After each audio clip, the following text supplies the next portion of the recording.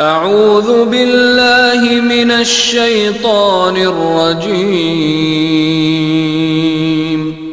بسم الله الرحمن الرحيم.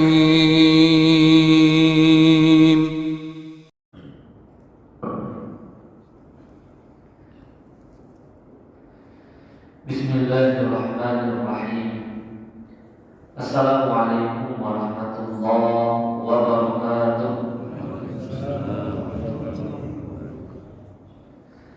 الحمد لله رب العالمين. إياه نعبد وإياه نستعين. القائل في كتابه المبين: وننزل من القرآن ما هو شفاء ورحمة للمؤمنين. والصلاة والسلام على حبيبنا وشفيعنا ومولانا محمد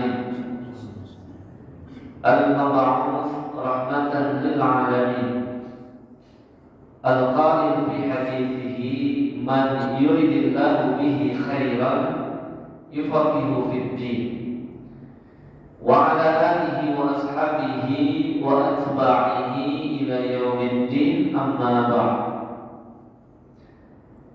Bapak Ibu jamaah yang dicintai Allah, alhamdulillah, pada pagi hari ini kembali kita diberikan oleh Allah Subhanahu wa taala curahan kebaikan. Tentu curahan yang terbaik dari kenikmatan yang Allah karuniakan ketika kita masih dapat memaksimalkan itu semua untuk melakukan penghambaan. Karena memang ketika semua kenikmatan itu sumbernya mutlak hanya dari Allah Subhanahu wa taala, yang kita telah diinformasikan oleh Allah akannya, wa ma bikum min ni'matin fa minallah. Tidak ada satu kenikmatan pun yang berlaku bagi kita kecuali sumbernya mutlak dari Allah. Maka akan menjadi kebaikan jika kita manfaatkan semua kenikmatan yang memang sumbernya tadi dari Allah untuk melakukan ibadah yang menjadi satu-satunya tujuan Allah tetapkan bagi kita sebagai umat manusia. Sehingga sehatnya kita itu nilainya kebaikan jika kita jadikan sarana untuk beribadah. Waktu luang kita, pekerjaan yang menyibukkan kita, materi yang kita miliki, keluarga yang mendampingi kita, anak keturunan yang menyejukkan mata dan membahagiakan hati kita, semua itu jadi kebaikan jika hakikatnya adalah wasilah, jika hakikatnya adalah sarana untuk mendapatkan cinta dan ridhonya Allah. Maka sebaliknya menjadi hal yang sia-sia jika itu semua justru membuat kita berpaling, membuat kita lalai, membuat kita tidak menjadikannya sebagai sarana untuk beribadah kepada Allah. Maka alhamdulillah Bapak Ibu, di antara upaya yang paling berharga untuk mensyukuri semua kenikmatan tadi adalah dengan menjadikannya sebagai alat untuk melakukan ibadah di jalan Allah. Dan itu yang insya Allah kita laksanakan dari awal tadi ketika kita melaksanakan sholat berjamaah. Semoga Allah Subhanahu wa taala menerima amal ibadah kita semuanya. Saya doakan semoga Bapak Ibu jamaah sekeluarga Allah berikan kemudahan agar terus dapat istiqomah dalam ketaatan. Allah berikan kebaikan dalam perjalanan hidupnya, keluarganya, anak keturunannya, insya Allah dijadikan keturunan yang soleh dan solehah. Amin ya rabbana ya rabbal alamin. Baik Bapak Ibu jamaah yang dicintai Allah, yang dimuliakan Allah Subhanahu wa taala, karena memang perjalanan hidup kita itu dengan amanah ibadah, tetapi terkadang banyak kekurangan yang menyertainya. Hidup kita yang pasti adalah terus berkurang kesempatannya, terus berkurang durasinya. Sedangkan tanggung jawab keimanan kita harus diwujudkan dengan melakukan amalan-amalan yang membuahkan bekal untuk menghadap kepada Allah Subhanahu wa taala. Tapi faktanya dalam pelaksanaan maksimal sujud kita, rukuk kita kadang-kadang susah ikhlasnya, sulit khusyuknya. Kesulitan kita untuk ikhlas dan khusyuk bertambah berat dengan sulitnya kita untuk istiqomah dalam melaksanakannya, sehingga kita membutuhkan amalan-amalan yang pahalanya dapat melampaui umur kita, dapat melampaui masa hidup kita di dunia. Bahkan harapannya ada pahala-pahala dari perbuatan yang telah kita lakukan, tapi nilainya tidak terputus dengan terputusnya waktu kita, tidak berhenti dengan berhentinya hidup kita. Maka itu yang kita lakukan insya Allah saat ini. Dan ini termasuk dari apa yang disampaikan oleh Rasulullah Sallallahu Alaihi Wasallam. Dalam hadis riwayat Imam Al-Bazzar, Imam Abu Dawud dihasankan oleh para ulama hadis, Rasul menyampaikan sab'un, ada 7 hal kata Rasulullah. Yajri ajruhunna lil 'abdi, yang pahalanya terus mengalir bagi seorang hamba. Pahalanya terus berlaku bagi seorang hamba. Hatta ba'da mautih.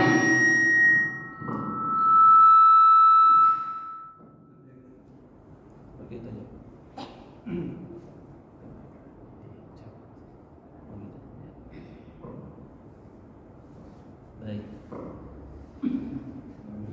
Sab'un, ada 7 hal kata Rasulullah. Yajri ajruhunna lil 'abdi, yang pahalanya terus mengalir bagi seorang hamba, tidak pernah berhenti hatta ba'da mautih, sampai ketika ia sudah meninggal. Hamba tersebut sudah meninggal dunia. Yang logikanya kalau meninggal dunia, fisiknya nggak bisa lagi berbuat, ya, jangankan amal keburukan, kebaikan pun juga tidak dapat ia lakukan tentunya. Lisannya pun tidak dapat lagi berucap ketika ia sudah diwafatkan.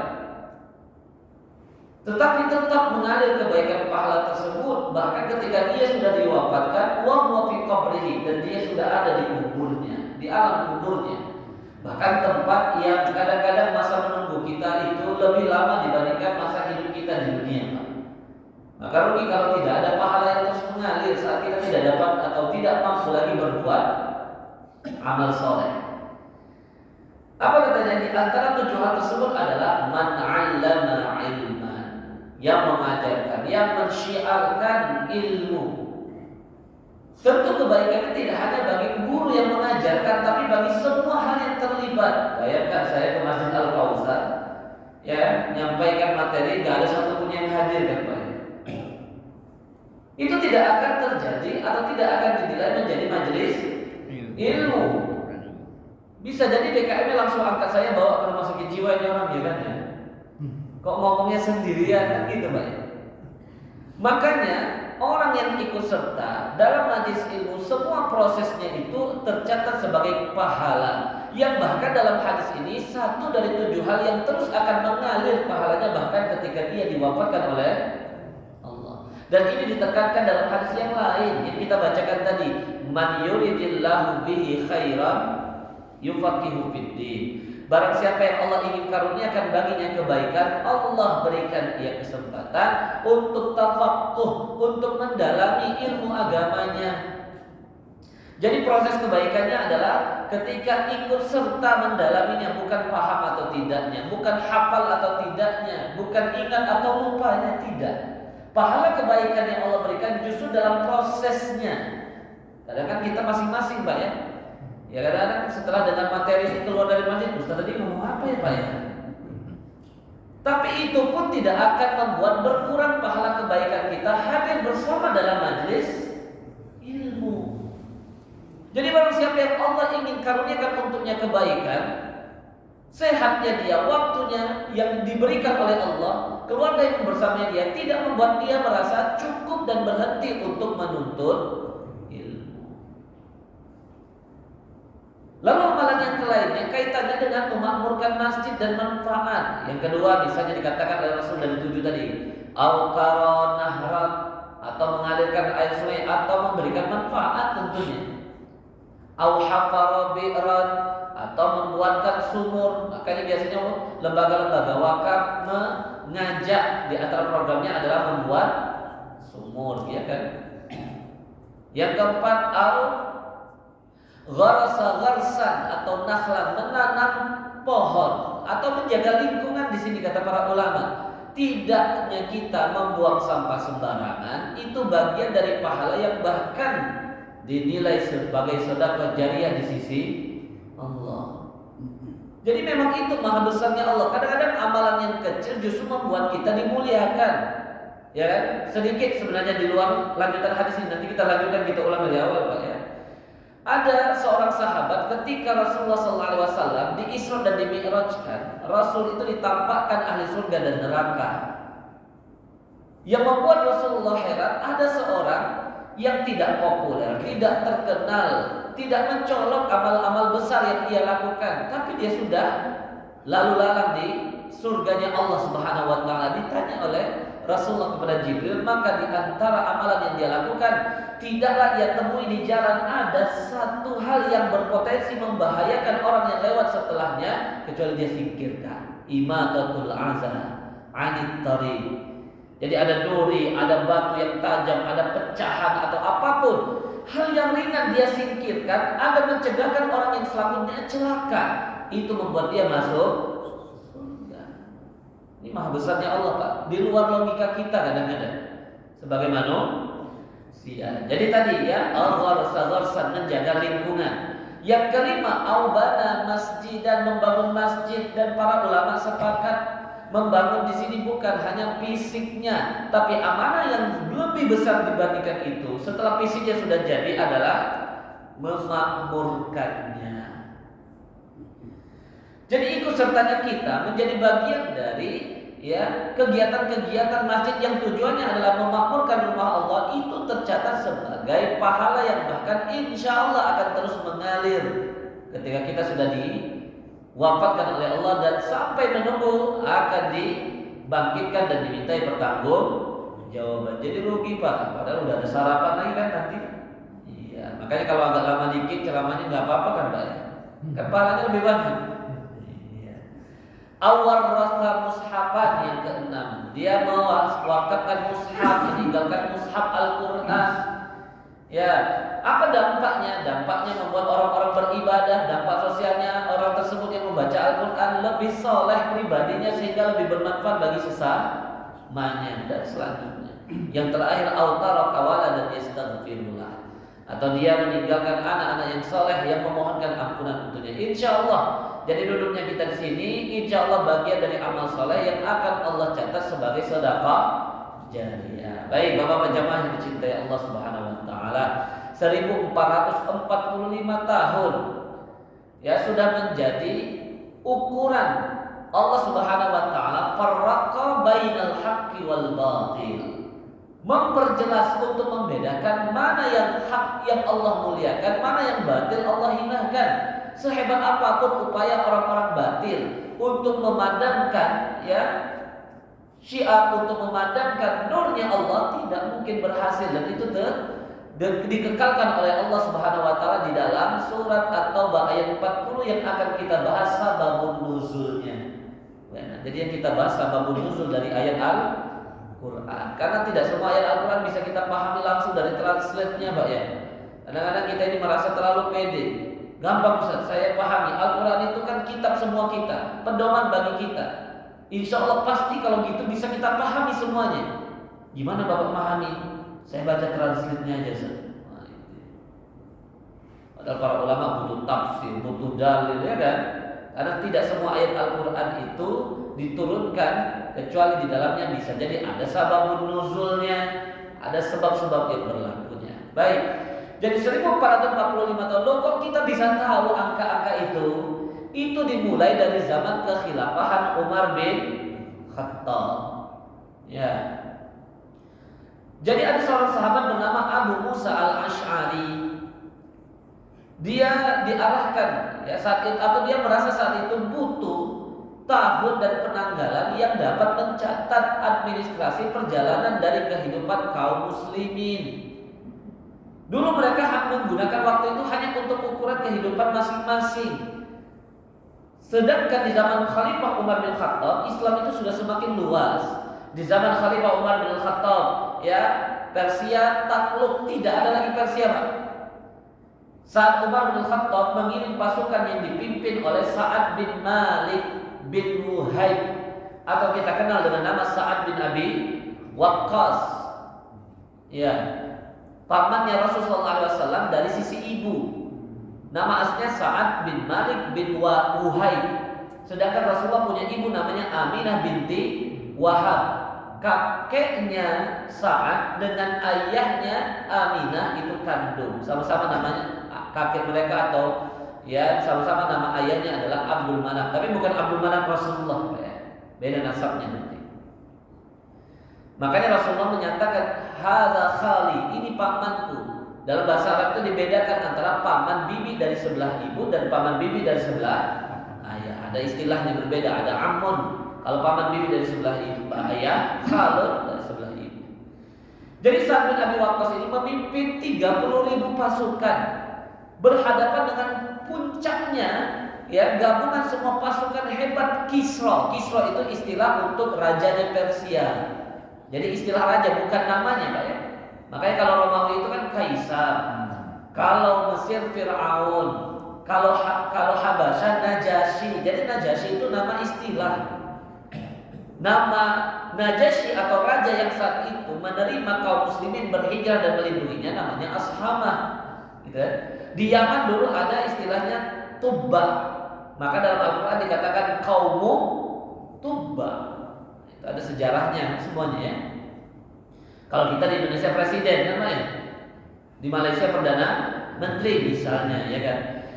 Jadi Kisra itu mengumpulkan lebih dari 250.000 pasukan berhadapan dengan 30.000 pasukan yang dipimpin oleh Sa'ad bin Mu'adz, dikenal dengan nama Perang Qadisiyah. Allah hinakan 250.000 dipimpin oleh Sa'ad bin Abi Waqqas yang saat itu sedang sakit. Tapi memang Sa'ad bin Abi Waqqas di antara kelebihannya tidak tertolak, tidak meleset dua hal. Yang pertama, tidak meleset anak panahnya. Yang kedua, yang penting sekali, tidak meleset doanya. Baik.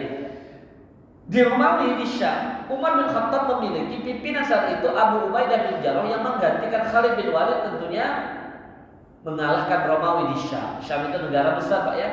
Ada Libanon, Syria, ya, Jordan dan Palestina. Dulu pusatnya Persia itu ada Romawi, maksud saya ada di Konstantinopel yang sekarang Turki, ya kan?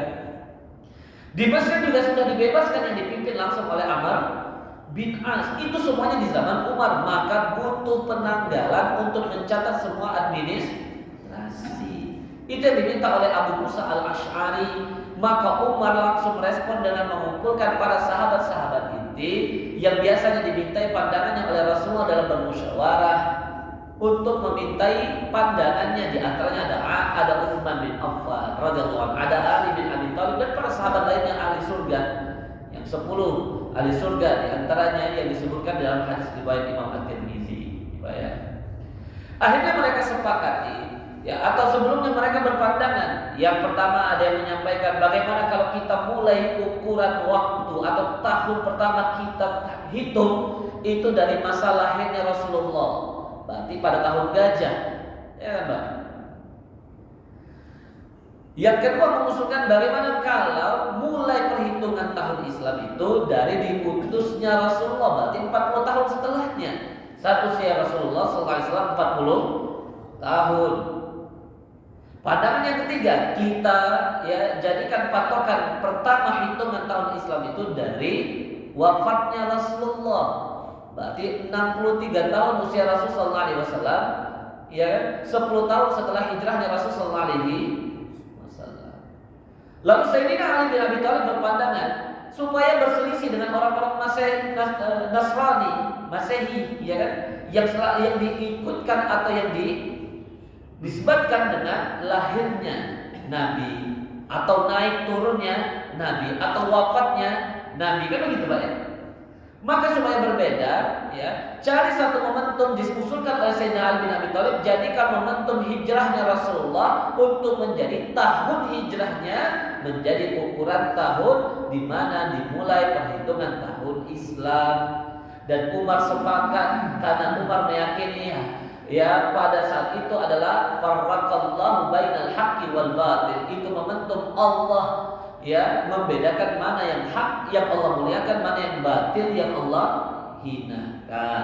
Maka sejak saat itu disepakati tahun pertama dalam perhitungan Islam adalah tahun di mana hijrahnya Rasulullah SAW. Lalu Muharram mengapa gitu ya? Kita tidak berselisih Pak, kalau Muharram itu tentu satu dari 4 bulan haram, 4 bulan yang Allah nisbatkan diri untuk menambah kemuliaan dari bulan Muharram. Jadi kan bulan Muharram itu 3 bulan urutan ya, Zulqa'dah, Zulhijjah dan Muharram. Lalu bulan yang lainnya di pertengahan ada bulan Rajab. Itu bulan Allah haram yang pahala kebaikan dalam ibadah di dalamnya banyak sekali kelebihan. Ya. Itu bulan Muharram. Tapi apakah bulan Muharram bulan hijrahnya Rasulullah? Tidak. Ini menjawab jamaah ya. Yang kemarin ada yang nanya ke saya, Ustaz, saya lihat ada status salah seorang ustaz di Jakarta, dia ngisi kajian, temanya besar banget, tulisannya ditekankan banget, Muharram bukan bulan hijrahnya Rasulullah. Terus gimana Ustaz? Ya memang saya bilang. Terus apa Pak? Terus kalau kita bahas tentang hijrah gimana?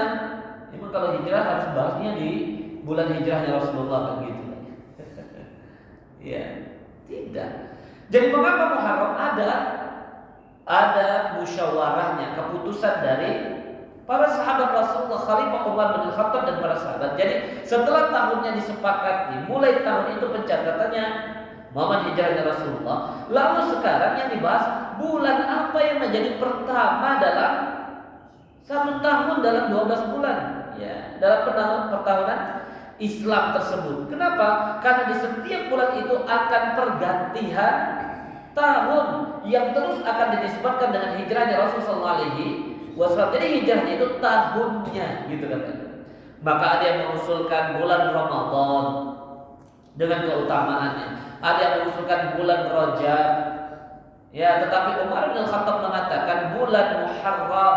Karena bulan Muharram adalah bulan di mana para jamaah haji sudah keluar meninggalkan Mekah dalam melaksanakan rangkaian ibadah haji. Dijadikanlah Zulhijjah sebagai bulan yang terakhir. Maka bulan Muharram disepakati menjadi bulan pertama yang menjadi pergantian setiap tahun, diingatkan akan momentum hijrahnya Rasulullah SAW. Kalau hijrahnya Rasul terjadi kapan? Ada 2 pendapat. Pendapat yang pertama ya fi awaili Rabiul Awal, di awal-awal bulan Rabiul Awal. Pandangan yang kedua fi awaili Safar, di awal-awal bulan Safar.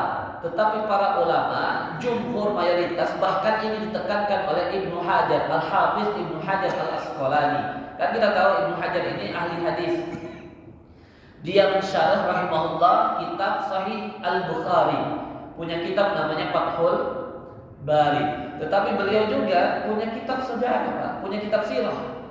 Nama kitabnya Al-Isabah. Beliau menekankan bahwa pandangan yang lebih kuat adalah yang pertama, kalau hijrahnya Rasulullah di awaili Rabiul Awal, di awal-awal bulan Rabiul Awal. Ya, itu kalau aslinya. Nah, sehingga Muharram itu disepakati oleh Umar bin Khattab dan para sahabat menjadi bulan pertama yang otomatis pergantian tahun akan terjadi di dalamnya. Setiap 1 Muharram mereka akan terus diingatkan bahwa sampai saat ini sudah 1445 tahun yang lalu Rasulullah SAW dihijrahkan dari Mekah ke Madinah karena Allah yang memberikan jaminan, dan banyak sekali ayat-ayat Al-Quran yang ingin Allah tekankan kepada kita sebagai manusia agar kita dapat hikmah dan pelajaran kalau momentum itu Allah langsung yang berkehendak dan memberikan perlindungan. Jadi bapak-bapak jamaah yang dicintai Allah, bapak ibu yang dimuliakan Allah Subhanahu wa taala, itu asal usul kira-kira Pak ya.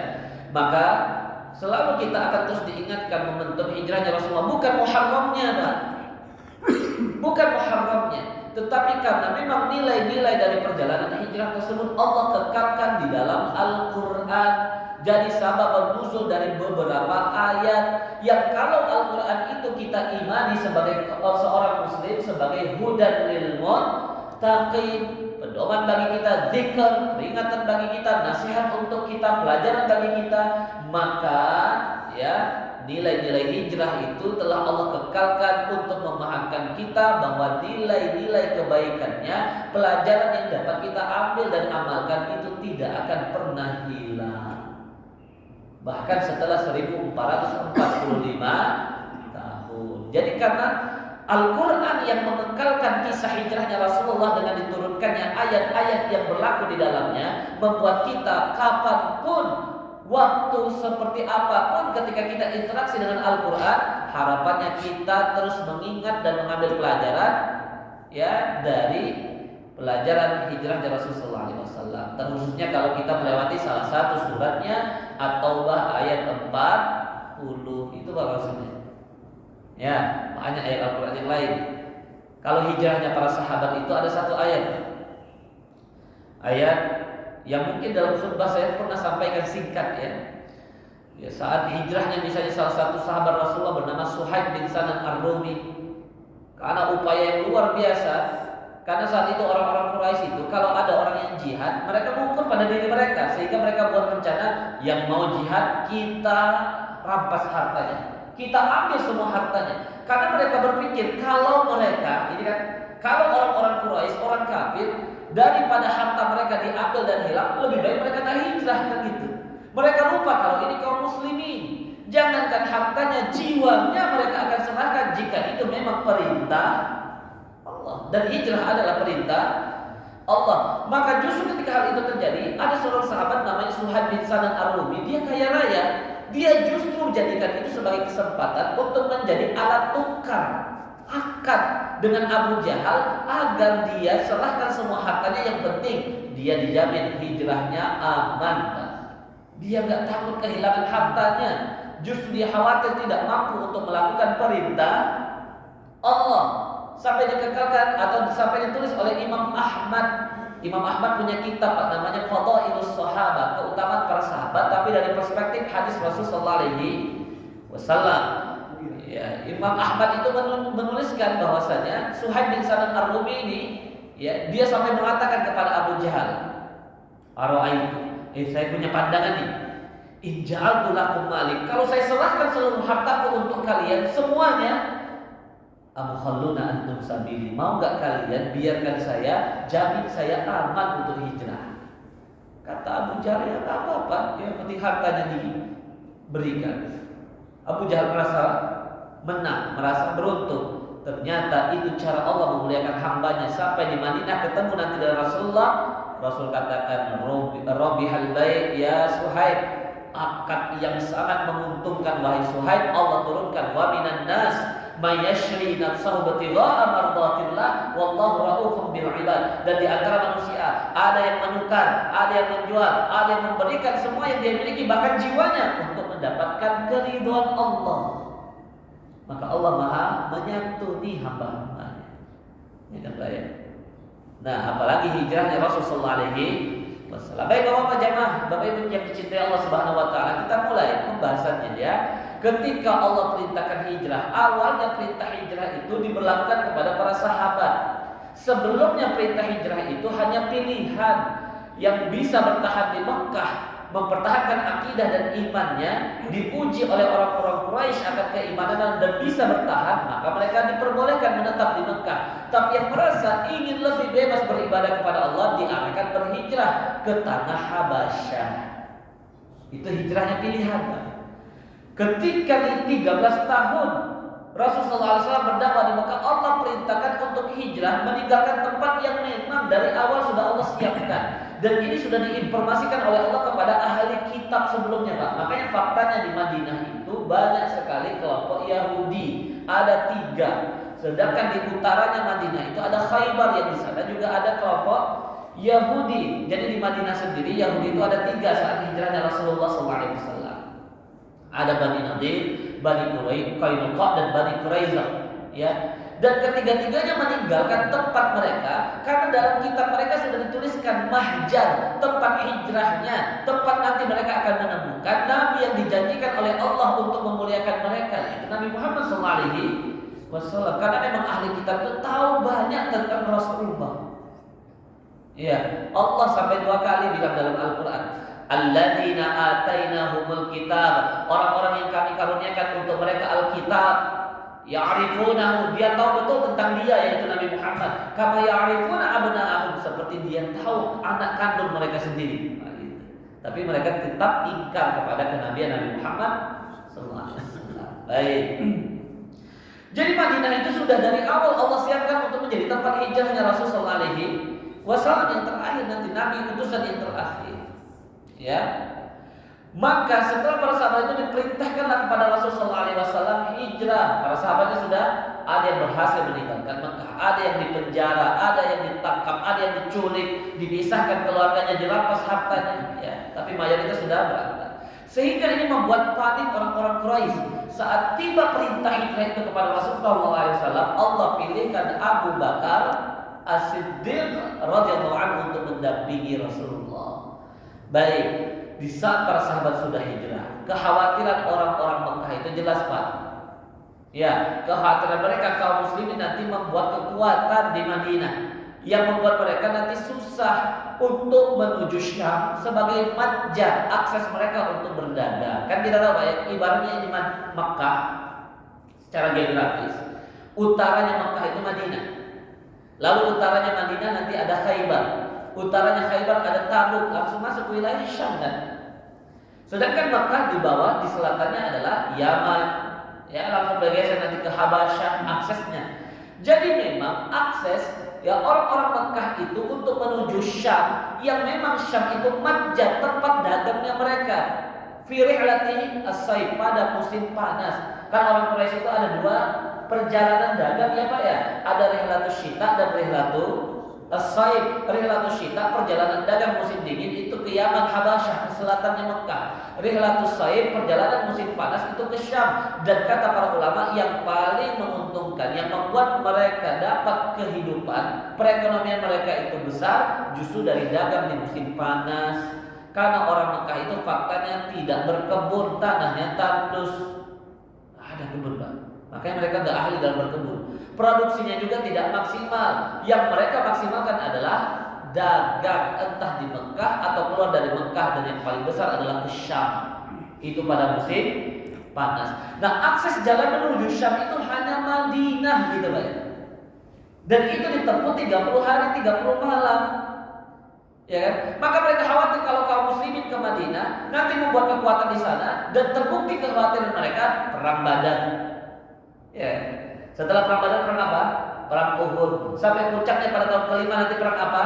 Perang Khandaq. Bahkan setelah perang Khandaq pun mereka belum bisa menggunakan akses Madinah untuk dagang ke Syam. Bayangkan Pak, berapa tahun lamanya mereka tidak bisa berdagang. Pasti terganggu secara perekonomian. Kan gitu faktanya. Sampai mereka bisa mulai berdagang kembali saat Sulhul Hudaybiyah. Gitu. Dia Pak ya, asal usulnya. Sehingga mereka berusaha menghalangi kaum muslimin hijrah, karena mereka tahu ajaran ini pasti ada yang menerima, ada yang menolak. Yang khawatir yang menerima lebih banyak, kan gitu. Karena hijrahnya para sahabat tidak berhasil, berbagai macam cara mereka lakukan. Ada 4 kata para ulama sirah. Yang pertama, mereka pisahkan antara anggota keluarganya. Maka itu terjadi kepada seorang keluarga sahabat namanya Abu Salamah, terpisah dari istrinya Ummu Salamah dan anaknya. Jadi Abu Salamah tetap hijrah, Ummu Salamah diambil pihak keluarganya, ya anaknya diambil oleh pihak keluarga Abu Salamah. Bayangkan Pak, terpisah-pisah keluarganya. Tapi tetap Abu Salamah kuat imannya, tetap hijrah. Dirampas hartanya yang kedua, tadi kisahnya Suhaib bin Sanan Ar-Rumi. Diculik, ada kisah Abu Jahal nanti menculik, sudah sampai di Taif. Lalu yang terakhir di penjara. Tetapi tetap tidak mengurangi keinginan kaum muslimin hijrah. Lebih banyak yang hijrah dari Mekah ke Madinah. Baik, sehingga mereka, ya paniknya mereka itu akhirnya mereka berkumpul bermusyawarah. Musyawarah mereka terakhir menyampaikan bahwa tidak ada solusi yang lain, kita bunuh Muhammad. Lalu bagaimana caranya?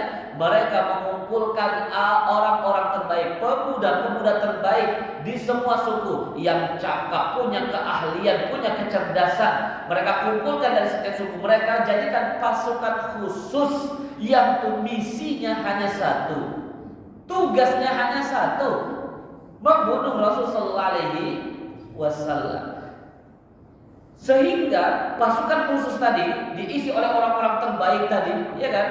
Mereka langsung memperhatikan di mana posisi Rasulullah tidur di rumahnya, jam berapa Rasulullah tidur. Semuanya mereka kaji, semuanya mereka rencanakan, bahkan mereka telah siapkan kapan mereka akan menyerang, seperti apa mereka akan menyerang. Semua rumah Rasulullah tidak ada satu celah pun kecuali mereka kepung. Jadi secara logika manusia, mereka bahkan tidak pernah berpikir dan tidak pernah berprasangka bahwasanya masih ada potensi tidak berhasil usaha mereka. Mereka bahkan tidak pernah berpikir bahwasanya harus membuat opsi yang kedua. Kenapa bisa jadi gagal apa yang kita lakukan? Tidak, karena mereka merasa bangga, punya pasukan khusus, mereka anggap pasukan ini terbaik, rencana mereka terbaik, sehingga mereka tidak pernah berpikir bahwasanya atau memikirkan bahwasanya akan gagal dalam melakukan misinya. Lupa kalau yang dihadapi adalah yang memberikan perintah hijrah, yaitu Allah, ya kan? Baik. Nah, ketika orang kafir membuat siasat, Abu Bakar As-Siddiq membuat siasat, membuat rencana. Rencana yang pertama, Abu Bakar As-Siddiq radhiyallahu anhu, ya, membuat rencana ketika keluarnya dari rumah meninggalkan Mekah tidak langsung menuju Madinah yang ke arah utaranya Mekah, ya kan? Karena nanti ketika orang-orang Quraisy mendapatkan fakta bahwasanya mereka tidak mendapati Rasulullah SAW, maka mereka pasti berpikir Rasulullah dan Abu Bakar sudah ke Madinah. Mereka akan kejar ke arah Madinah. Sehingga Abu Bakar mengusulkan justru kita mengarah ke selatannya Mekah, arah berlawanan dari Madinah. Di selatan itu ada sebuah bukit, di atas bukit itu ada gua kecil yang dinamakan dengan gua Thur. Keren gak Pak rencananya? Luar biasa, ya kan? Setelah beriman, berusaha menjaga Rasulullah, berusaha mentaati Allah dengan melakukan hijrah, membuat rencana yang bahkan dalam logika kita hebat, ya kan? Rencana yang kedua, untuk mendapatkan informasi dan membuat berhasil. Kenapa? 3 hari mereka akan berada di gua itu. Kenapa 3 hari? Karena akses untuk menuju Madinah itu kalau lewat dari 3 hari dipastikan tidak dapat lagi dikejar. Sudah sampai di Madinah gitu. Sehingga orang-orang berkeyakinan kalau sudah 3 hari berarti Rasulullah sudah di Madinah. Mereka tidak pernah berpikir bisa jadi 3 hari itu justru Rasulullah baru jalan. Ya kan? Karena rencananya begitu. Jadi dari malam Jumat keluar dari rumahnya, malam Sabtu, malam Ahad, baru nanti hari ketiganya itu atau hari selanjutnya itu akan melaksanakan hijrah. Nah, untuk membuat berhasil tidak ditemukannya keberadaan mereka di Gua Thur, diperintahkan pertama Abdullah bin Abi Bakar untuk mencari informasi yang berkembang di tengah-tengah orang Mekah saat itu dan menyampaikannya kepada Rasulullah SAW dan Abu Bakar As-Siddiq radhiyallahu anhu di Gua Thur. Yang kedua, 3 hari di sana tentu butuh makanan, maka diperintahkanlah kepada putrinya Abu Bakar, Asma binti Abi Bakar. Abu Bakar buat rencana Asma menyiapkan makanan fokusnya selama 3 hari Rasulullah SAW dan untuk melakukan hijrah nantinya. Maka Asma itu dia sobek ikat pinggangnya Pak, jadi 2. Yang pertama dia ikatkan ke makanannya, yang kedua dia ikatkan ke kainnya. Makanya dia punya 2 ikat pinggang, dijuluki Zatun Kain, pemilik 2 ikat pinggang. Itu juga sangat luar biasa. Yang ketiga ditugaskan kepada Amir bin Fuhairah, pembantunya Abu Bakar yang saat itu sudah beriman, untuk mengembalakan kambing-kambing mereka, menutupi jejak langkah dari Abdullah bin Abi Bakar dan Asma binti Abi Bakar supaya akses menuju Gua Thur itu tidak ditemukan. Wah, ini secara logika saat itu ya Pak ya, ini adalah rencana yang juga sangat luar biasa, rapi, tersusun, terlaksana, amanah pelakunya Pak. Gak ada yang berkhianat. Orang-orang soleh semua pelaku utamanya tujuannya baik dalam rangka ketaatan untuk melindungi orang terbaik yang mereka cintai, bahkan melebihi diri mereka sendiri, yaitu Rasulullah SAW. Rencana yang bahkan tidak terpikirkan. Yang selanjutnya Abu Bakar, puncaknya adalah Abu Bakar bekerja sama, belum beriman atau tidak beriman saat itu, Pak, bekerja sama dengan seorang budak yang dia tahu betul akses jalan-jalan alternatif menuju Madinah. Kalau kita kayak Google Maps, Pak, ya kalau sekarang kan, ya, yang bernama Abdullah bin Uraiqid. Yang menariknya, Abdullah bin Uraiqid ini adalah budaknya sukunya Abu Jahal. Jadi Abu Jahal tidak pernah berpikir bahwa di kampungnya, di sukunya, justru ada orang yang sudah bekerja sama dengan Abu Bakar, menyiapkan 2 kendaraan dan akan menuntun mereka melewati akses alternatif untuk menuju Madinah dengan aman. Tidak pernah terpikirkan. Jadi dari rencana-rencana ini luar biasa, ya kan Pak ya? Kita katakan rencana Abu Bakar itu sangat hebat, dengan tujuan yang hebat, ditambah pribadinya Abu Bakar yang beriman. Pelaku-pelaku rencananya adalah orang-orang soleh. Yang ingin mereka capai adalah, ya, pahala dari Allah. Yang mereka lindungi adalah kekasihnya Allah, Rasulullah SAW. Baik. Sekarang siasatnya orang Quraisy dan siasatnya Abu Bakar. Ketika dikepung di dalam rumah dan masih dipastikan Rasulullah SAW di dalamnya, pada saat mereka sepakati akan mulai melakukan rencana mereka, keluar Rasulullah nanti dari rumahnya menuju rumahnya As-Siddiq Abu Bakar radhiyallahu anhu, lalu melakukan seperti rencana ke Gua Thur, tidak langsung menuju Madinah. Dikepung semua sisi, tidak pernah terbayangkan bahwasanya bisa berhasil. Kenapa? Karena tidak ada satu celah pun kecuali ada pasukan khusus tadi yang mereka siap. Karena sebentar lagi mereka akan melakukan misinya. Jadi yang ini akan melakukan misinya, rencananya yang ini juga akan melakukan misinya setelah mereka bersiap-siap.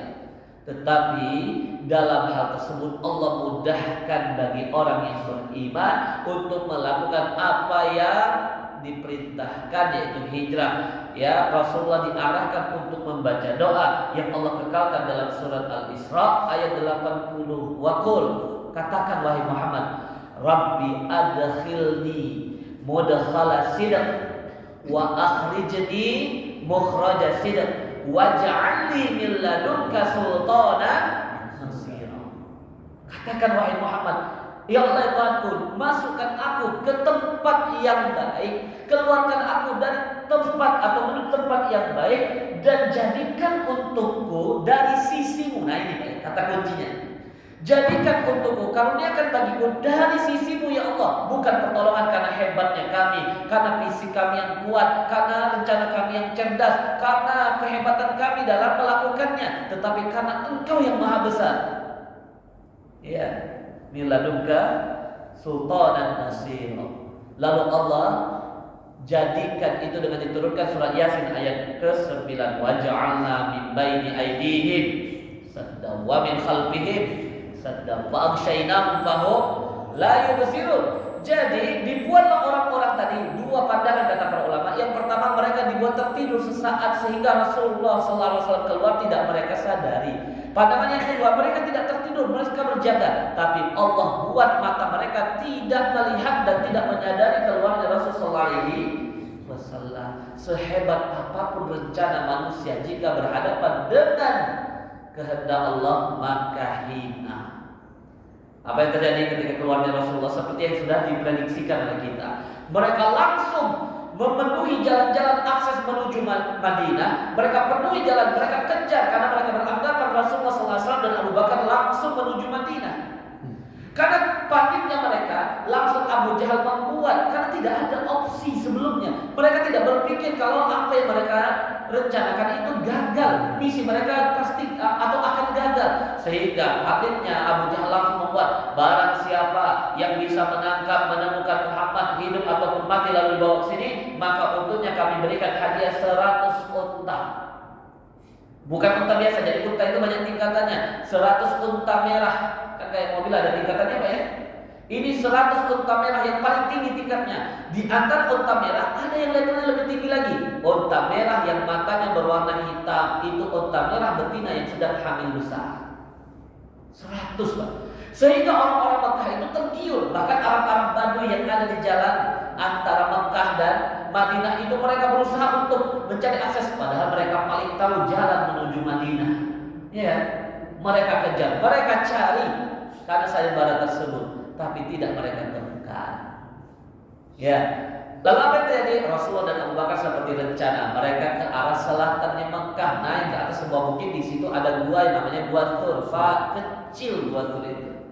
Tingginya paling 1,5 meter, luasnya hanya cukup 2 orang, itu sangat sempit. Makanya kalau bapak saya doakan, bapak ibu insya Allah saya doakan haji atau umrah nanti ya. Kalaupun berkunjung ke sana nggak usah capek-capek, harus sholat di situ, Pak. Nah itu, lebih baik sholatnya di Masjidil Haram, gitu. Depan Ka'bah. Nah itu yang harus diperjuangkan.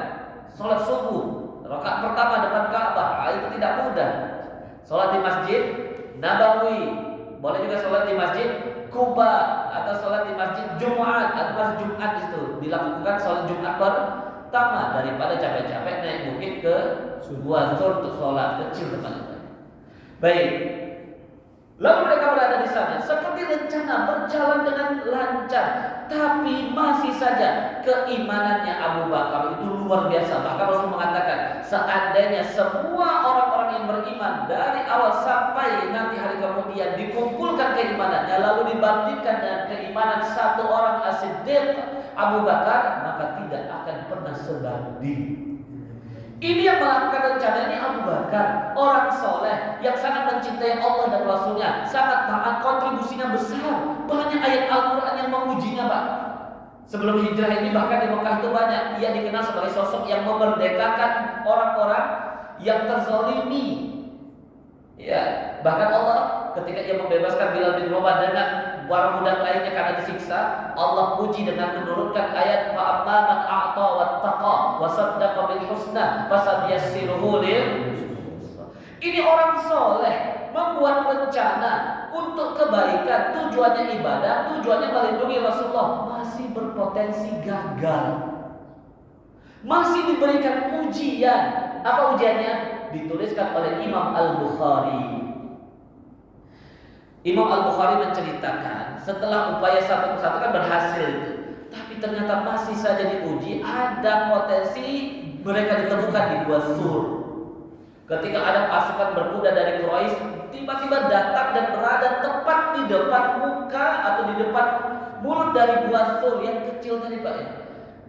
Sehingga otomatis sebagai manusia Abu Bakar khawatir, Abu Bakar takut, gemetar dirinya, takut nanti diketahui keberadaan mereka. Bukan khawatir keselamatannya, tapi yang lebih ia khawatirkan keselamatan orang yang lebih ia cintai dibandingkan dirinya, yaitu Rasulullah SAW.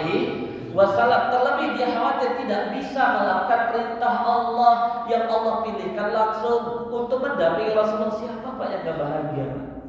Pak, saya tuh kalau bisa hidup di zaman Rasulullah, cita-cita saya satu aja.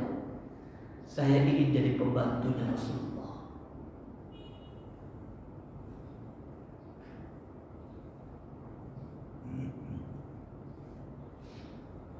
Jadi Bapak Ibu yang dimuliakan Allah Subhanahu wa taala, ada kekhawatiran dari Abu Bakar ya kan? Bukan tentang dirinya, tetapi banyak yang lain karena keimanannya. Maka dia sampai mengatakan kepada Rasulullah, dan ini dituliskan oleh Imam Bukhari. Ya Rasulullah, wahai Rasul, lau anna ahadahum nazara tahta qadamaihi, seandainya satu orang di antara mereka melihat kaki mereka saja. Jadi bukan melihat ke kita, kaki mereka melihat kakinya ke bawah, la absorna, kita terlihat ya Rasul, kita juga terlihat. Ya, itu dalam bahasa Arab bedanya nazara dengan absara, Pak. Ya, kalau nazara itu kita lihatnya langsung ke objek yang kita inginkan, lalu kita nanti memberikan penilaian. Makanya dalam Al-Quran untuk menilai Allah gunakan kata nazara, afala yanzuruna ilal ibil kaifa khuliqat. Kalau absar lebih luas. Ya, kalau misalnya saya ingin melihat jam dinding, saya tujuannya melihat jam dinding, tapi kalau saya melihat jam dinding otomatis AC juga terlihat, maka AC itu absar. Makanya Allah itu basir. bukan nazir. Allah itu maha luas. Melihatnya Allah itu justru tidak terbatas. Melihatnya kita ini justru menunjukkan keterbatasan. Kita punya mata yang sehat justru membuat kita semakin terbatas, karena telinga kita aja nggak bisa kita lihat sendiri kan Pak. Baik.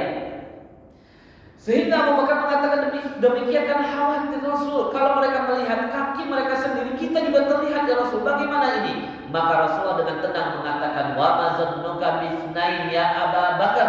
Kenapa atau mengapa engkau berpandangan? Mengapa engkau mengira kalau kita hanya berdua wahai Abu Bakar? Allahu tsalitsuhuma. Ada Allah yang ketiga membersamai kita.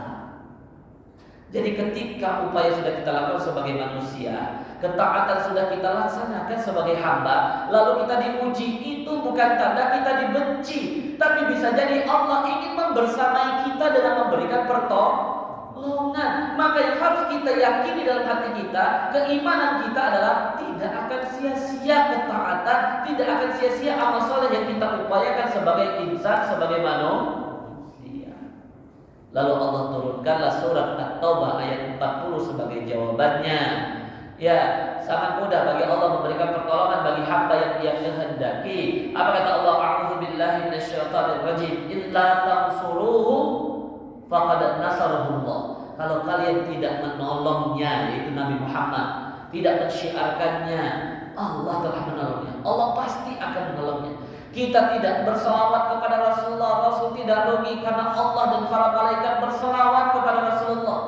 Kita tidak menteladani akhlaknya Rasulullah, Rasulullah tidak rugi karena sebenarnya Allah telah memastikan wa innaka la'ala khuluqin azim. Tidak akan berkurang kebaikannya Rasulullah. Kita yang butuh berselawat kepada Rasulullah, kita yang butuh menteladani akhlak Rasulullah sebagai uswatun hasanah, agar kita dapat selamat dan mendapatkan syafaat pertolongan dari Rasulullah alaihi wasallam. Illa tansuruhu faqad nasarahullah. Itu faktanya dari Allah. Allah tegaskan itu, Pak. Jangan sampai kita itu selawat karena kita merasa Rasul butuh. Tidak. Jangan sampai kita menteladani Rasulullah karena kita anggap Rasulullah butuh. Tidak. Kita yang butuh. Bahkan kita butuh untuk berbakti pada orang tua kita. Maka salah satunya dengan berselawat kepada Rasulullah. Salawat itu justru nanti ada malaikat yang terus akan melaporkan kepada Rasul, ya Muhammad, fulan anaknya fulan berselawat kepadamu. Maka dicatat keduanya sebagai kebaikan, Pak. Jadi rugi kalau nggak mau berselawat kepada Rasulullah SAW. Lalu diingatkan oleh Allah, "Id akhrajahul ladzina kafaru tsaniyatnain." Ketika mereka keluar, dikejar oleh orang-orang kafir, berdua tsaniyatnain, berdua di dalamnya, idhuma fil ghar, ketika itu mereka berada di sebuah gua kecil.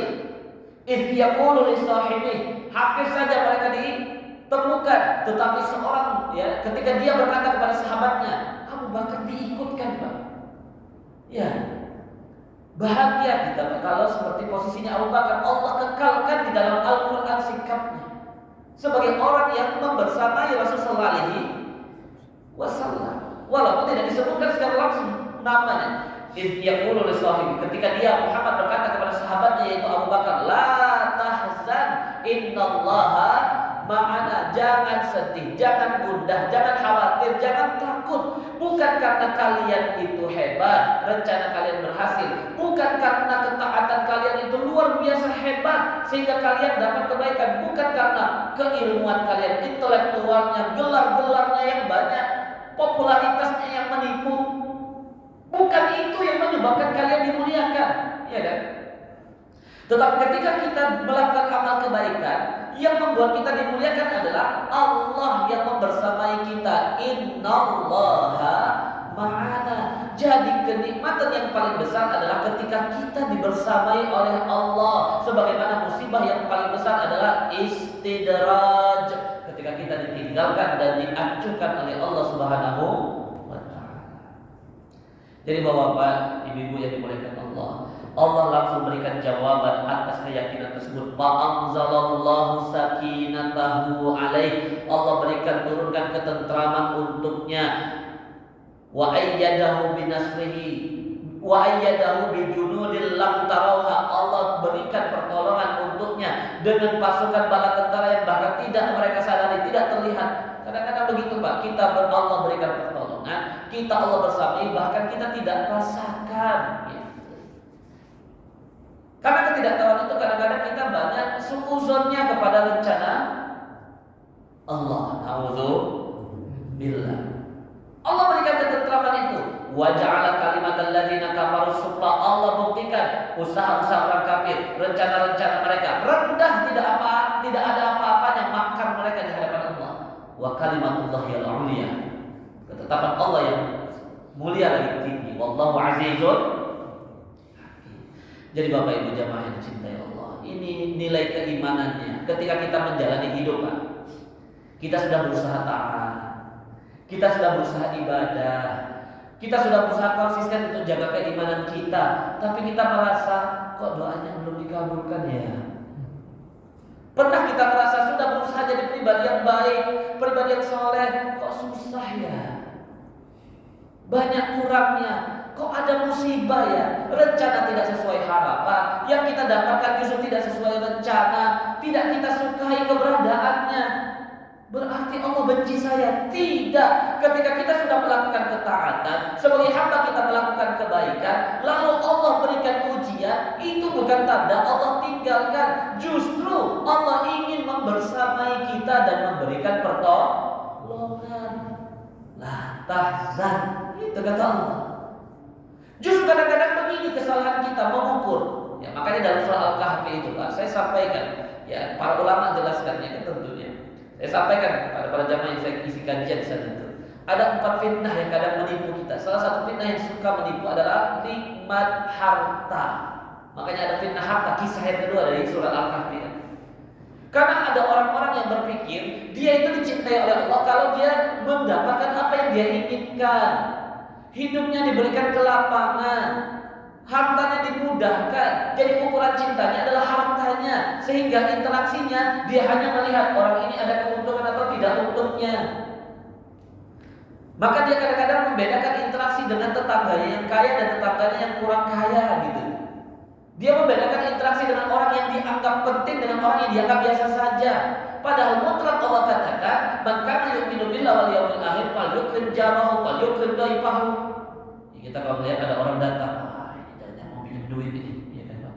Belum juga masuk dia udah pinjam duit ini Pak. Ternyata yang benar sebenarnya Pak. Ya. Tapi kalau ada orang yang kita anggap wah ini tokoh, ini orang kaya dan sebagainya, kita sambut semaksimal mungkin, padahal kemuliaannya sama. Jadi ada fitnah harta, bahkan dikisahkan fitnah harta itu dalam surah Al-Kahfi. Mengapa? Supaya memahamkan kita ini bagian dari fitnah Dajjal nantinya. Terkadang kita merasa dicintai oleh Allah dengan memiliki harta, sehingga kita na'udzubillah mengukur kebaikan yang akan kita peroleh di akhirat dengan apa yang kita sudah dapatkan di dunia. Na'udzubillah. Padahal kebaikan yang sesungguhnya bukan bermakna kita tidak diuji, bukan bermakna kita tidak kekurangan. Justru bisa jadi ketika kita melakukan ketaatan Allah kembali uji, bukan menghinakan kita, tapi dipastikan Allah ingin melipat gandakan pahala bagi kita. Maka apa yang harus kita lakukan? Wal tamzur nafsum ma qaddamat. Udah kita evaluasi, tenteramkan hati kita, perbaiki niat kita. Insya Allah tidak akan di luar kendali Allah dan tidak akan melebihi batas kemampuan dan kapasitas kita sebagai hamba. Maka setelah kita melakukan ketaatan, istiqomahlah melakukan. Dan ketika kita telah melakukan ketaatan dengan istiqomah lalu diuji, maka insya Allah itu tanda amal ibadah kita diterima atau Allah ingin membuat dosa-dosa kita dihapus. Nah, itu kayak nilai baru satu nilainya, tapi karena waktunya sudah habis ya, kita cukupkan insya Allah. Jadi bapak-bapak yang dimuliakan Allah, bapak ibu yang dicintai Allah Subhanahu Wa Taala, itu sababun nuzul dari kisah hijrah. Dan tentu ini akan terus memberikan pelajaran dan hikmah yang berlaku bagi kita sebagai manusia. Semoga kita termasuk hamba-hamba yang Allah muliakan. Semoga kita termasuk hamba-hamba yang Allah berikan cinta dan ridhonya. Semoga kita terus istiqomah dalam melakukan penghambaan. Semoga kita semua diwafatkan dalam keadaan husnul khatimah. Amin ya rabbal alamin. Alhamdulillah wallahu a'lam bissawab. Saya kembalikan. Assalamualaikum warahmatullahi wabarakatuh.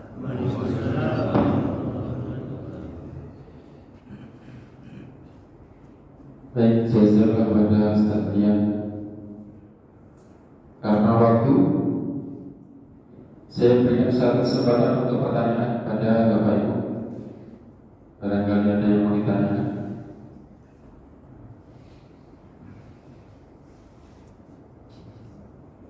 Ada? Enggak ada? Baik, tadi baru satu yang disampaikan. Mudah-mudahan di kesempatan lain beliau berkenan hadir untuk melanjutkan.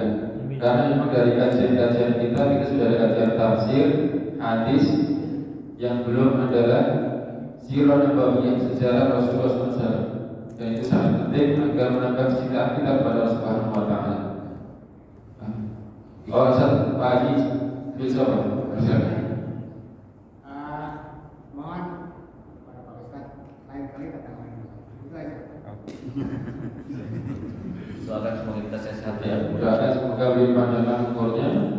Jadi kalau untuk pekan pertama sampai keempat beliau sudah full.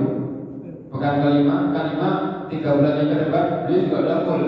Jadi mudah-mudahan Allah berikan kesempatan lain sehingga beliau bisa hadir untuk mengisi kajian kita pada pagi hari ini. Kecuali pada maghrib aja yang kosong. Oh, Pak, silakan. Saya tadi tertarik Ustaz mengenai masalah pada saat pengepungan sebelum mereka berangkat. Pengumuman ini tidak ada celah lagi dan sebagainya. Nah, saat mereka keluar ke Gua Thur itu bagaimana Ustaz? Apa yang dilakukan sehingga mereka bisa lolos dari kepungan itu yang di sekeliling rumah? Teknisnya bagaimana dibantu oleh Allah gitu mereka? Karena kan tadi tidak ada celah lagi sama sekali. Dan sampai mereka ke Gua Thur kan lumayan tuh dari Mekah ke Gua Thur lumayan. Nah, sementara kan setiap jalan tadi sudah dikelilingi. Bagaimana kira-kira Ustaz? Baik, jadi pertama tadi diturunkannya surah Al-Isra ayat 80. Diajarkan kepada Rasulullah akan doa. Dan itu bisa kita amalkan, Pak. Kadang-kadang kita itu ketika dapat masalah, ya kita suka sombong, merasa kita bisa mengatasinya. Kenapa? Saya punya kecerdasan, saya punya harta, saya punya relasi banyak, punya teman-teman. Ternyata tidak juga. Masalah itu dapat teratasi justru kalau kita bisa mengembalikan semuanya kepada Allah. Dengan apa? Salah satunya doa. Makanya ada sholat hajat. Nah, doa dalam surah Al-Isra itu poinnya penting, Pak. Dan mirip seperti doanya Ashabul Kahfi ketika mereka berada di gua, mirip, Pak. Ada poin yang mirip. Kita bandingkan misalnya ketika dalam surat Al-Isra ayat 80 Allah ajarkan akan doa, wa qul rabbi adkhilni mudkhala sidq wa akhrijni mukhraja sidq. Lalu kata kuncinya adalah waj'alni min ladunka sultanan nasira. Ya Allah, jadikanlah ladunka dari sisimu ya Allah. Jadi pertolongan yang terbaik, jalan keluar yang terbaik itu bukan karena kita ini wah saya banyak teman, saya banyak relasi, saya banyak uang, saya punya kehebatan kecerdasan, masalah apapun bisa saya atasi. Tidak. Tapi ada solusi biladunka dari sisi Allah, dan ini kadang-kadang di luar nalar dan logika kita. Karena Allah seperti doanya Ashabul Kahfi. Ya. Ketika Ashabul Kahfi mengatakan dalam doanya waj'al ladunka rahmah wa hayyi lana min amrina rasyada. Gimana itu awal doanya, Pak? Yang poinnya adalah waj'al ladunka rahmah wa hayyi lana min amrina rasyada. Jadi Ashabul Kahfi meminta pada Allah. Bahkan mereka berpikir di gua Al-Kahfi itu mereka bukan untuk berlindung, tapi hanya istirahat sejenak lalu melakukan perjalanan yang lebih jauh. Dan mereka mohon kepada Allah, ya Allah, turunkan kepada kami pertolongan dari sisimu. Yang mereka tidak tahu, bahkan ternyata ya Allah jadikan mereka tertidur di sana. Mereka bahkan tidak tahu tidurnya mereka cara Allah memberikan jalan keluar atas masalah yang mereka hadapi. Mereka tidak tahu bahkan mereka tertidur berapa lama di sana. Semuanya mutar dari Allah, dan itu sama dengan apa yang dijalani oleh Rasulullah. Sehingga ketika Rasulullah berdoa kepada Allah pasrah, karena secara logika tidak mungkin bisa berhasil keluar. Tapi ketika logika itu berhadapan dengan kuasa Allah, tidak akan ada batas, Pak, kuasa Allah itu. Sehingga Allah jadikan apa dalam surah Yasin ayat 9 tadi, waja'alna min baini aydihim sadda. Kami jadikan di depan mereka itu pembatas penutup, wa min khalfihim sadda. Di belakang mereka penutup. Maksudnya apa? Bahum la yubsirun. Mereka tidak bisa melihat. Makanya dua pandangan para ulama tidak bisa melihat itu. Yang pertama, mereka tertidur sejenak. Rasulullah keluar saat mereka ditidurkan semuanya oleh Allah. Selamat, Pak. Mereka semuanya rapat, tetapi Allah tidurkan sehingga ketika Rasulullah keluar dari rumahnya tidak langsung menuju ke Madinah, tapi menuju rumahnya Abu Bakar dan menuju Gua Thur. Kita tidak tahu berapa lama ditidurkannya mereka secara fakta waktu, tapi perasaan mereka sangat sebentar. Ashabul Kahfi berapa ratus tahun? 300. Tetapi rasanya hanya setengah hari. Iya kan? Hanya beberapa saat saja. Ini kuasa Allah, di luar logika kan itu. Pandangan yang kedua, mereka bahkan tidak ditidurkan, Pak. Mereka tetap melek, tetapi Allah buat mereka tidak melihat keluarnya fisik Rasul. Jadi Pak, hikmahnya justru pelajaran yang dapat kita ambil, Pak. Sebesar apapun masalah, yang namanya kita di dunia ini pasti ada masalah. Nanti berhenti kalau udah wafat, karena waktunya kita memetik atas sikap kita menghadapi masalah. Maka sikap yang terbaik, kita mampu atau tidak mengatasinya, serahkan, kembalikan kepada Allah. Itu maksudnya, itu keluarnya, Pak ya. Jadi keluarnya itu kata para ulama, pertama, pasukan khusus tadi dibuat tertidur sesaat. Ya lalu Rasulullah keluar, biasa keluar. Tetapi pandangan yang kedua, bahkan mereka tidak tertidur, tapi tidak melihat Rasulullah alaihi wasallam. Ya. Jadi Emang pernah terjadi itu di kondisi yang lain pernah, Pak? Kapan? Ketika Abu Jahal dan lain-lain mencari keberadaan Rasulullah yang saat itu ternyata sedang sholat di depan Ka'bah, tapi Allah buat mereka tidak melihat Rasulullah. Itu sebelum hijrah. Jadi Rasulullah sedang sholat di depan Ka'bah. Mereka cari-cari Muhammad, ingin memukul Nabi Muhammad SAW begitu. Ya, mereka tidak mendapati ternyata Nabi Muhammad sedang sholat. Mereka tidak melihat, Allah buat mereka tidak melihat, dan itu mudah atau tidak bagi Allah? Sangat mudah bagi Allah. Gitu. Allah a'lam, mungkin itu Pak. Nama sekali, waktu di Gua Thur itu dalam film dulu Muhammad yang zaman dulu tahun 80 dulu, Pak. Itu dibuatkan bahwa di depan itu ada sarang laba-laba. Oh iya. Dan di atasnya ada merpati. Iya. Nah, jadi itu yang membuat bahwa orang Quraisy bilang, nggak mungkin ada orang dalam. Iya. Gitu. Apakah itu sesuai dengan apa? Ya, alhamdulillah wassalatu wassalamu. Itu disebut dan luput saya sampaikan. Jadi ketika mereka ya khawatir, lalu Rasul mengatakan la tahzan innallaha ma'ana. Lalu Allah turunkan surah At-Taubah dan Allah katakan wa ayyadahu bi junudil lam tarauha. Allah turunkan pertolongan dengan bala tentara yang bahkan tidak mereka lihat atau tidak mereka sadari, Pak. Ya, salah satunya dibuatlah mudah sekali bagi Allah. Allah perintahkan ya, ilhamkan kepada laba-laba bikin sarang-sarang di depan bulan dua. Allah berikan perintah burung merpati buat sarangnya di sana. Karena betul persis yang Bapak sampaikan, orang-orang kafir saat itu akhirnya melihat ke muka bulan dan mereka berkeyakinan tidak mungkin ada orang di dalam. Karena kalau ada orang di dalam, dipastikan sarang laba-labanya pasti sudah hancur, burung merpatinya juga sudah rusak. Itu kayak tepat yang Bapak sampaikan. Dan memang begitu Pak, kadang-kadang Allah itu ingin menegaskan maha kuasanya Allah. Ya, kesombongan orang-orang yang angkuh di muka bumi ini Allah hinakan dengan perkara kecil, Pak. Bapak tahu ada ya Fir'aun bahkan mengaku dirinya sebagai Tuhan, matinya tenggelam, nggak bisa berenang. Ya kan? Ini ada Tuhan ngaku sebagai Tuhan tapi nggak bisa berenang. Ada lagi ya rajanya Persia atau Namrud juga salah satunya. Ya, ketika mereka mengaku sebagai Tuhan, lalu ya ada seekor nyamuk dan riwayat ada yang katakan seekor lalat masuk ke dalam hidungnya, lalu tersebarlah ke seluruh penjuru bahwasanya Tuhan kita dimasuki lalat hidungnya. Kan ini lalat yang sangat kecil, nyamuk yang sangat kecil bisa mengganggu Tuhannya, kan gitu Pak ya? Kan aneh, ya kan?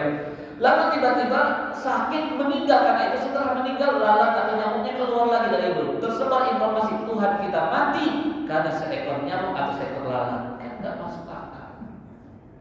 Nauzubillah. Ya, yang dekat dengan Rasulullah, Abu Lahab.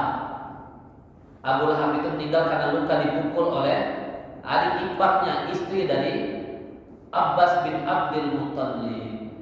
Ya, karena dia memukul budaknya yang saat itu setelah pulang perang Badar. Ya, budaknya itu ternyata sudah masuk Islam. Budaknya Abbas, ya. Kan Abbas ditangkap, ditawan. Ada istrinya Abbas di situ. Lalu Abu Lahab mengatakan, aduh kalian ini kenapa kok bisa kalah gitu ya. Kata orang di sana, yang membuat kami kalah itu dua. Pertama, ada seseorang yang gagah perkasa yang di lehernya ada burung merpati, itu logo. Kalau itu menunjukkan satu-satunya ciri khas untuk orang Mekah yang bernama Hamzah bin Abdul Muthalib, saudaranya Abu Lahab sendiri. Ya kan? Abu Lahab gak ikut perang Badar karena dia tahu pasti kalah. Ya. Yang kedua, ada pasukan serba putih, pakaiannya, kudanya serba putih, tidak tersentuh oleh kami. Nah, budaknya Abbas ini bilang, itu malaikat Allah turunkan. Kata Abu Lahab, kamu berarti beriman kepada Muhammad. Diambilnya tokat, dipukulinnya. Istrinya Abbas ini tidak suka karena budak itu ibaratnya barang kita, Pak. Mobil bapak dipukulin orang kita kan, bapak nggak ridho. Ya akhirnya dia bilang, jangan pukul budak saya. Diambilnya tokat, dipukulnya kena kepala, berdarah kepala kakak iparnya. Dari luka kecil di kepala itu akhirnya menjadi membusuk yang bahkan menyebar ke seluruh tubuhnya dan membuat mereka penyakit, bahkan dikatakan penyakit kusta yang bahkan tidak ada satu orang pun yang mau mendekat karena bau busuknya. Setelah itu dikatakan seminggu setelahnya dia wafat, mati Abu Lahab itu. Setelah matinya bahkan anak-anaknya nggak mau, rumahnya ditinggalkan, sehingga Abu Sufyan bilang, ayolah kuburkanlah itu orang tua kalian. Kalau kami nggak mau, kata Abu Sufyan, ya kan, takut ketularan. Akhirnya apa yang terjadi? Anak-anaknya juga nggak mau, kan? Anak-anaknya Abu Lahab. Sehingga kata para ulama, ya dirobohkan bagian atap dari kamar di mana Abu Lahab berada di dalamnya, ditimpukan seperti itu, ditambah lagi dengan batu-batu yang mereka lemparkan, ya sehingga membunuh, dan itulah kuburan Abu Lahab.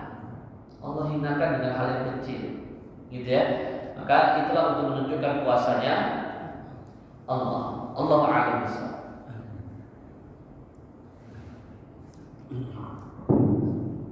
Sangat menarik. Intinya belajar di mudah-mudahan dengan waktu dia bisa hadir menyampaikan tentang sejarah Rasulullah SAW bersama sahabat-sahabatnya. Juga tadi Isa al-Kabakar Ashabul Nabi juga cuma mudah-mudahan memanggilkan beliau sekalian beliau sehingga ada kesempatan untuk memberikan nasihat kembali kepada kita. Baik, mari kita sama-sama dirinya dan kita dengan berdoa. Ada saat yang mau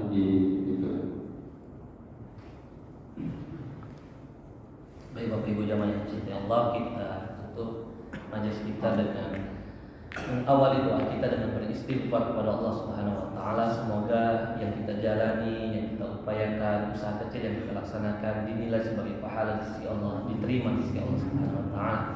Astaghfirullahalazim, astaghfirullahalazim, astaghfirullahalazim alladzi la ilaha illa huwal hayyul qayyum wa natubu ilaihi min jami'il ma'asi wadz dzunub wa la haula wa la quwwata illa billahil aliyyil azim.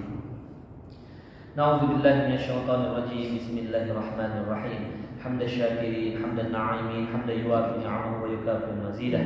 Ya Rabbana lakal hamdu wa lakal syukru kama yanbaghi li jalali wajhikal karim wa 'azimi sultanik. Allahumma shalli 'ala sayyidina Muhammad wa 'ala ali sayyidina Muhammad. Allahumma ighfir lana dzunubana wa liwalidina warhamhum kama rabbawna shighara. Allahumma inna nas'aluka salamatan fid din wa afiyatan fil jasad wa ziyadatan fil 'ilm wa barakatan fil rizq wa taubatan qabla al-maut wa rahmatan 'inda al-maut wa maghfiratan ba'da al-maut. Allahumma hawwin 'alaina fi sakaratil maut wan najata minan nar wan najata minan nar wan najata minan nar wal 'afwa 'inda al-hisab.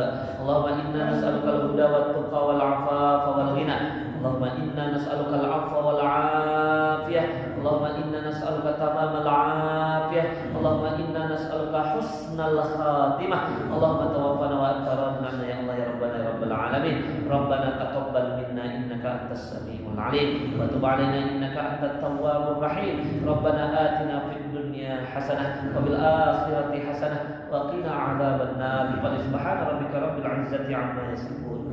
Wassalamun 'alal mursalin walhamdulillahi rabbil alamin. Baik, kita sama-sama lagi dengan baca dalam masjid Subhanallah wa bihamdika asyhadu an la ilaha illa anta astaghfiruka wa atubu ilaik. Assalamualaikum warahmatullahi